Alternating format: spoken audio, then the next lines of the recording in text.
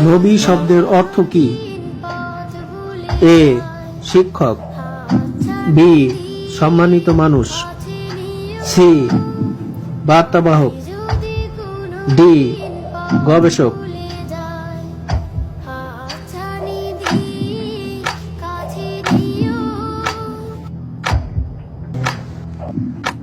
আলহামদুলিল্লাহ, আল্লাহর উপর ভরসা করে উত্তর দিচ্ছি সি, বার্তাবাহক।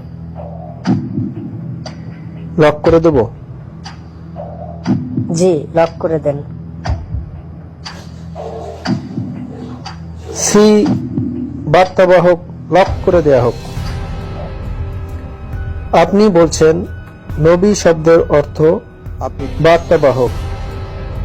আপনার উত্তরটি সঠিক হয়েছে।